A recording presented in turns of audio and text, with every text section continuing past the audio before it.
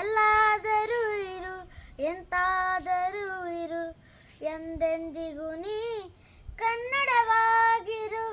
ಕನ್ನಡವೇ ಸತ್ಯ, ಕನ್ನಡವೇ ನಿತ್ಯ ಎಂಬ ಕವಿವಾಣಿಯನ್ನು ನೆನೆಯುತ್ತಾ ನನ್ನ ಎಲ್ಲ ಸ್ನೇಹಿತರು ಮತ್ತು ಗುರು ಹಿರಿಯರಿಗೆ ನನ್ನ ಶರಣಾರ್ಥಿಗಳು. ಇಂದು ನಾವು ಆಚರಿಸುತ್ತಿರುವ ಕರ್ನಾಟಕ ರಾಜ್ಯೋತ್ಸವವು 1956 ನವೆಂಬರ್ 1ರಂದು ಕನ್ನಡ ಮಾತನಾಡುವ ಹಳೆ ಮೈಸೂರು ಪ್ರಾಂತ್ಯ, ಆಗಿನ ಮುಂಬೈ ಕರ್ನಾಟಕ, ಹೈದರಾಬಾದ್ ಮತ್ತು ಮದ್ರಾಸ್ ಪ್ರೆಸಿಡೆನ್ಸಿಯ ಪ್ರದೇಶಗಳನ್ನು ವಿಲೀನಗೊಳಿಸಿ ಮೈಸೂರು ರಾಜ್ಯ ಸ್ಥಾಪಿಸಲಾಯಿತು. ಈ ದಿನವು ಆ ಐತಿಹಾಸಿಕ ದಿನವನ್ನು ಸ್ಮರಿಸುತ್ತದೆ. ಕೆಂಗಲ್ ಹನುಮಂತಯ್ಯ, ಆಲೂರು ವೆಂಕಟರಾಯರು ಮತ್ತು ಎಸ್ ನಿಜಲಿಂಗಪ್ಪ ಸೇರಿದಂತೆ ಹೀಗೆ ಅನೇಕರು ಕರ್ನಾಟಕ ಏಕೀಕರಣಕ್ಕಾಗಿ ಹೋರಾಡಿದ್ದಾರೆ.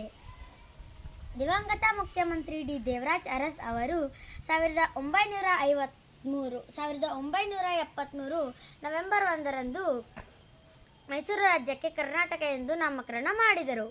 ಕನ್ನಡ ಒಂದು ಭಾಷೆಯಷ್ಟೇ ಅಲ್ಲ, ಅದು ನಮ್ಮೆಲ್ಲರ ಉಸಿರಾಗಿದೆ. ಕನ್ನಡ ನಾಡು ನುಡಿ ಇಲ್ಲಿನ ಶ್ರೀಮಂತ ಸಂಸ್ಕೃತಿ, ಕಲೆ, ಸಾಹಿತ್ಯ ಮತ್ತು ಅಪಾರ ಪರಂಪರೆಯನ್ನು ಹೊಂದಿದೆ. ಮತ್ತು ನಮ್ಮ ಭಾಷೆ 8 ಜ್ಞಾನಪೀಠ ಪ್ರಶಸ್ತಿ ಕೂಡ ದೊರಕಿದೆ. ಅದಷ್ಟೇ ಅಲ್ಲದೆ ನಮ್ಮ ಭಾಷೆಗೆ ಶಾಸ್ತ್ರೀಯ ಸ್ಥಾನಮಾನ ಕೂಡ ದೊರಕಿದೆ. ಇದು ನಮ್ಮೆಲ್ಲರಿಗೂ ಹೆಮ್ಮೆಯ ಸಂಗತಿ. ಮತ್ತೊಮ್ಮೆ ಎಲ್ಲರಿಗೂ ಕರ್ನಾಟಕ ರಾಜ್ಯೋತ್ಸವದ ಶುಭಾಶಯಗಳು. ಜೈ ಕರ್ನಾಟಕ, ಜೈ ಭಾರತ.